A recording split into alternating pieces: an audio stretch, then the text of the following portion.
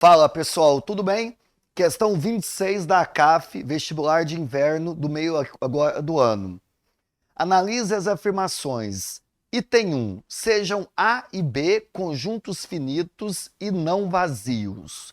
Sabendo que se X pertence a A, então X pertence a B, e que N, formado pelo conjunto C, tal que C está contido em B menos A, igual a 512, então podemos afirmar que o conjunto B possui 9 elementos a mais do que o conjunto A. E aí, pessoal, esse é um item um pouco confuso da ACAF, tá? Para variar, a ACAF gosta de complicar um pouquinho os seus enunciados. Muita gente fica ali naquela dúvida, poxa, sabendo que se X pertence a A, então X pertence a B, na verdade, isso aqui, tá? É a definição para falar que um conjunto está contido em outro. Mas eu não vou usar diretamente isso aqui, tá? Então, a gente vai começar a partir desse N. O meu objetivo aqui é entender essa simbologia. Então, vamos lá. Quando eu vejo um N minúsculo e depois da igualdade tem um número, significa, sabe o quê? Que eu estou colocando a quantidade de elementos de um determinado conjunto. O conjunto, no caso, é o C. Essa barra chama tal que, e a forma como eu vou descobrir quem é o conjunto C é o que vem depois da barra. O conjunto C é todo conjunto que está contido em B menos A. Bom, conjunto que está contido em B menos A, essa ideia de contido aqui subentende que eu posso associar a uma coisa chamada o quê? Subconjunto. E é isso que eu devo pensar. Quando eu falo contido, é a ideia de subconjunto. Então aqui, pessoal, o que eu estou procurando, na verdade, são todos os subconjuntos, sabe de quem? De B menos A. Quando eu falo que tem um conjunto C que está contido em B menos A, eu estou falando de subconjuntos de B menos A.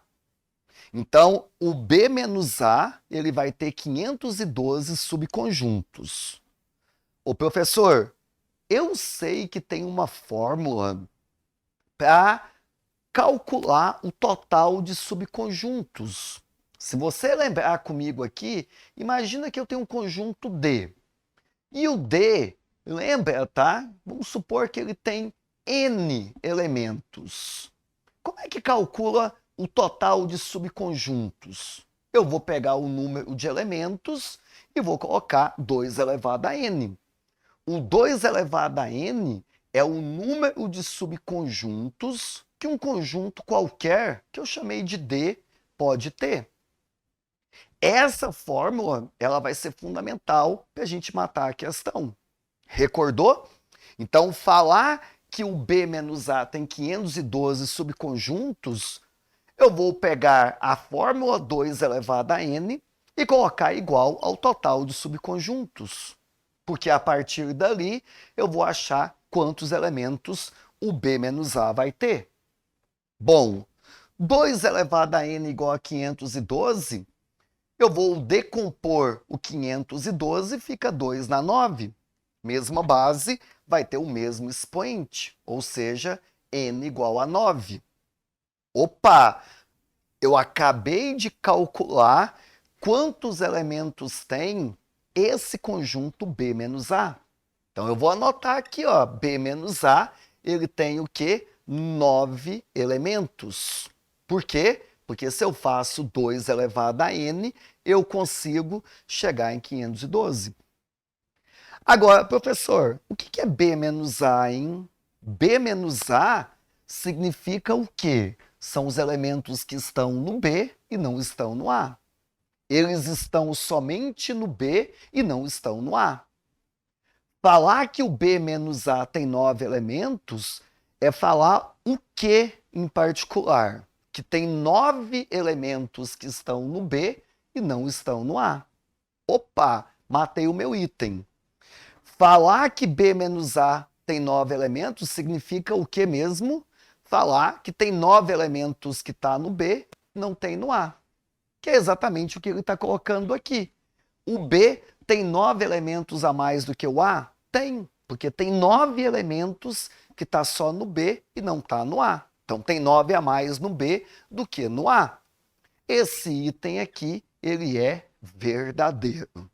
Olha quanta viagem, tá? Que a gente teve que ter para matar a questão. A CAF aqui também deu uma viajada, tá?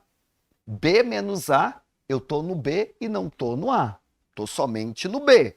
Se B menos A tem 9 elementos, B tem que ter 9 elementos a mais do que o A, que são os que estão somente no B.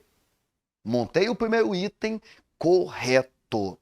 Nessa questão, ela também deu uma viajada, porque é aquela questãozinha que ela pede a quantidade de afirmações corretas. Aqui até para chutar, a questão é um pouquinho difícil.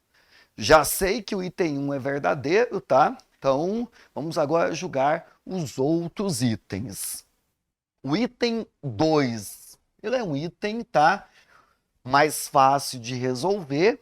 Todavia, contudo, ele tem uma maldade. Já vou te falar qual é. Tem uma maldade, mas também tem uma bondade num certo momento. Ele fala pra gente assim, ó.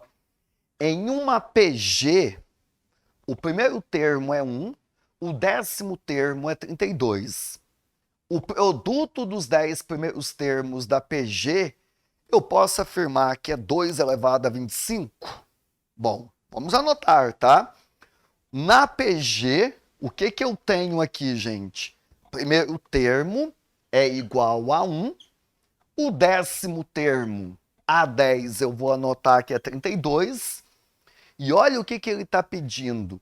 O produto, que eu vou chamar de P, dos 10 primeiros termos. Olha, uma vez que eu tenho 2 termos da PG, eu posso, tá, achar a razão da PG. E depois que eu achei a razão da PG, eu posso achar termo por termo. E depois multiplicar os 10 termos. Professor, acho que não vai dar tempo. Bom, o que a gente vai fazer? Tem uma fórmula para calcular o produto dos N primeiros termos de uma PG. A CAF, ela foi boazinha, ela deu a fórmula, pessoal, tá?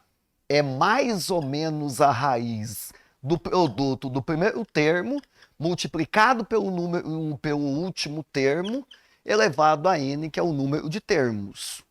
Lá no formulário da CAF tinha, tá, essa fórmula.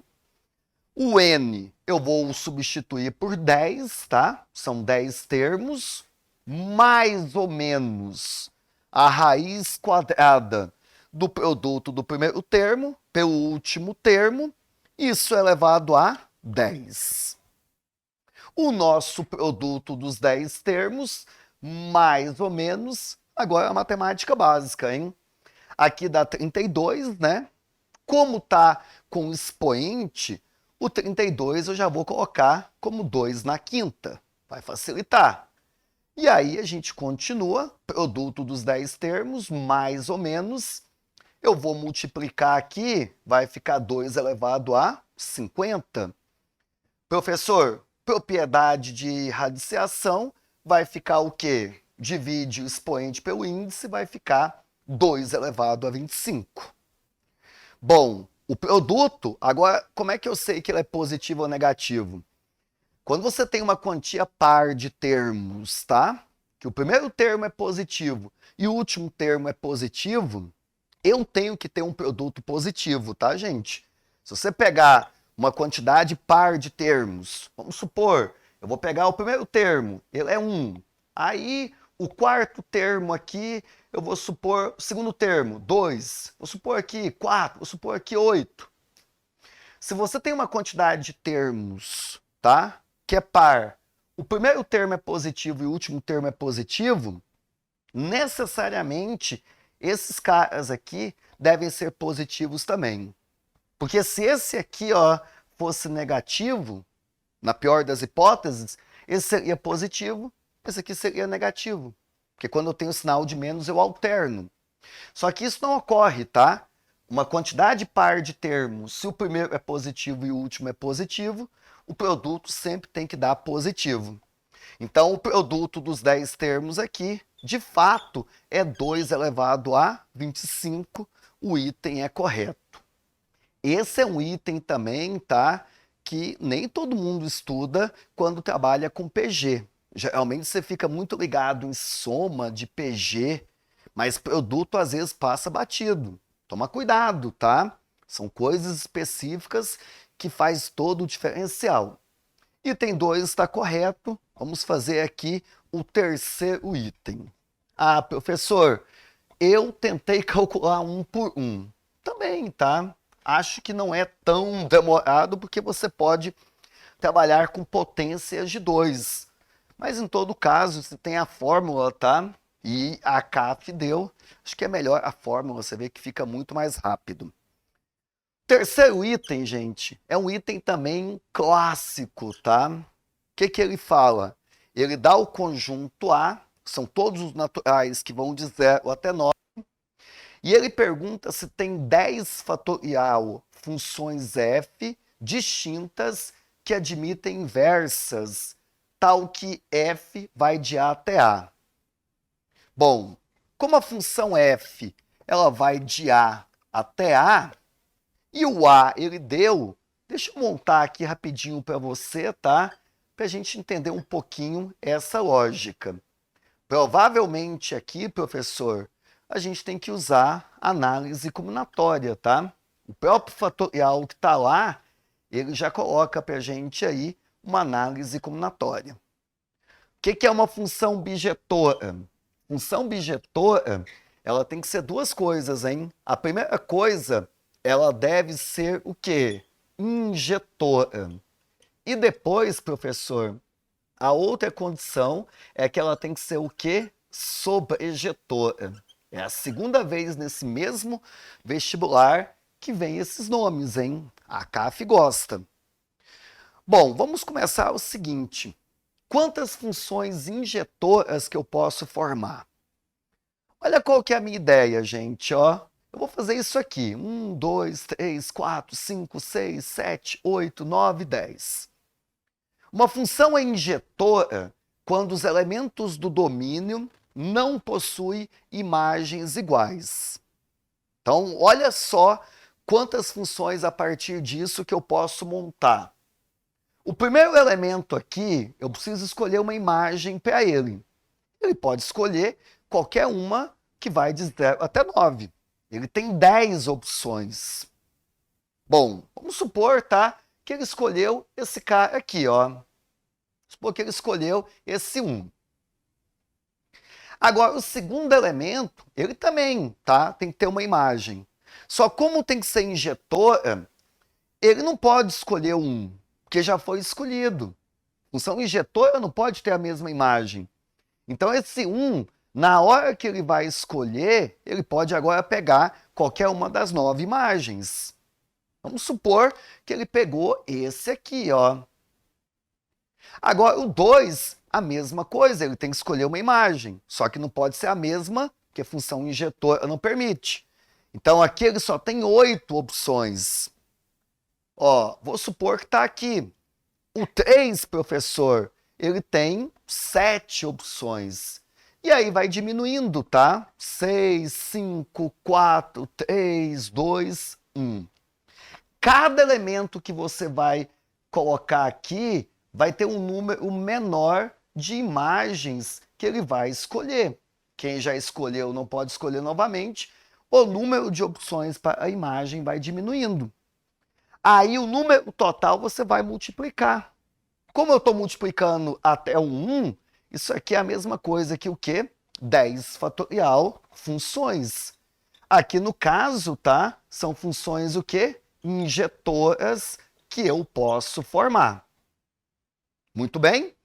Agora, Para cada função injetora que você formou, ela também é sobrejetora. Porque a função sobrejetora é quando todo contradomínio é utilizado. Como a quantidade de elementos aqui é a mesma que aqui, para cada função que esses 10 caras aqui vão escolher, os 10 aqui vão ser ocupados. Todos esses caras têm que ter imagens e não pode repetir nenhuma. Então, necessariamente, os 10 elementos aqui vão ter que ser usados. Então, essas 10 funções, elas são injetoras e elas são também o quê? Sobrejetoras.